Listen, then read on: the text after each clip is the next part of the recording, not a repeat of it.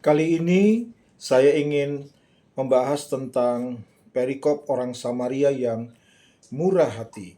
Anda bisa membaca bagian kisah perumpamaan tersebut dari Lukas 10 ayat 25 sampai ayat 37, di mana perjumpaan Yesus dengan seorang ahli Taurat yang datang berjumpa dengan Yesus, yang ingin mencobai Yesus. Itulah mentalitas ahli Taurat, orang Farisi saat itu ya.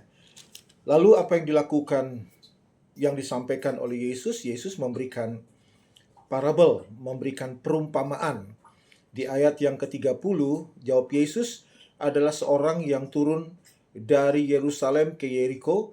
Ia jatuh ke tangan penyamun-penyamun yang bukan saja merampoknya habis-habisan, tetapi yang juga memukulnya, dan yang sesudah itu pergi meninggalkan setengah mati. Jadi ada seorang yang dirampok habis-habisan, lalu ditinggalnya setengah mati.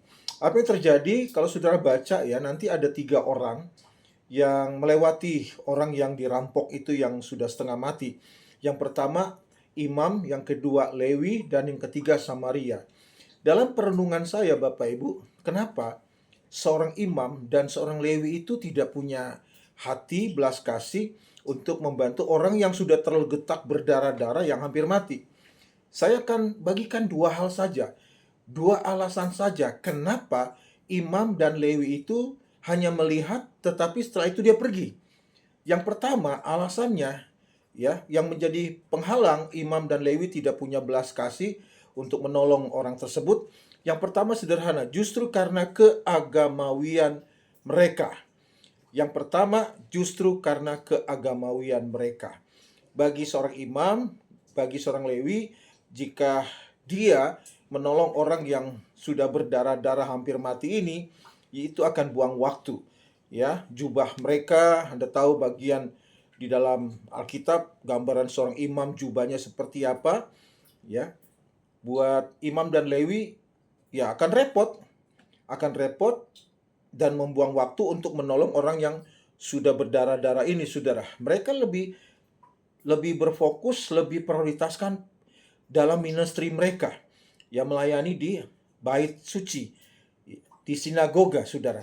Nah, ini hati-hati juga dengan roh keagamawian. Kita seringkali terlalu berfokus, terlalu menekankan keagamawian, tetapi sayang sekali aplikasi dalam wujud kasihnya itu tidak ada, Saudara. Ini warning buat setiap orang Kristen, khususnya buat kita sebagai rekan sekerja Kristus.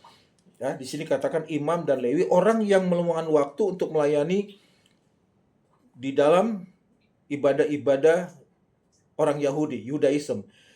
Saking menekankan agamawi dalam ministrinya, tidak ada bentuk kasih yang ditunjukkan, Saudara. Seharusnya mereka itu langsung menolong orang itu, tapi ternyata tidak. Itu yang pertama. Yang kedua, sederhana, Saudara. Dalam Lukas 10, di ayat yang ke-35, keesokan harinya, ia menyerahkan 2 dinar kepada pemilik penginapan itu. Ia ini siapa? Ia ini orang Samaria, Saudara. 2 orang yang beragama, tokoh agama, imam dan Lewi, tidak punya belas kasih, tapi justru orang Samaria yang non-Yahudi, tidak sepenuhnya non-Yahudi ya, yang dikucilkan oleh orang Yahudi asli, dia punya hati. Waktu dia lihat, dia tolong, Saudara. Dibersihkan, dia gendong, dinaikkan ke keledainya, dibawa ke tempat penginapan. Ya sangat repot, ya sangat repot. Bahkan yang ke-35 kita belajar, Samaria ini mau keluar uang. Jadi yang pertama penghalang 2 tokoh agama ini, imam dan Lewi, tidak punya belas kasih karena keagamawiannya. Hati-hati dengan roh agamawi. Roh agamawi itu ya sangat spiritnya sangat, kemunafikannya luar biasa, Saudara. Mereka pakai jubah sebagai imam, jubah Lewi, tapi nggak punya belas kasih. Sedangkan Samaria yang dikucilkan oleh orang Yahudi, dia tolong. Kenapa demikian? Yang kedua, karena imam dan Lewi ini tidak mau keluar uang, Saudara.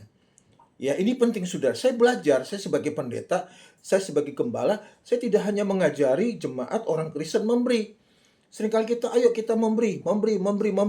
Tapi saya sebagai pemimpin rohani, sebagai gembala, sebagai pendeta, saya juga harus berikan contoh kepada jemaat, kepada orang Kristen untuk menjadi orang yang suka memberi. Keagamawian, kalau orang hidup yang terlalu kuat dengan keagamawian, saudara, ini susah untuk menunjukkan belas kasih yang nyata.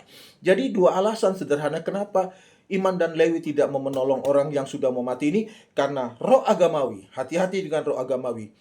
Roh agamawi adalah ketaatan tanpa kasih. Yang kedua, dia tidak mau keluar uang.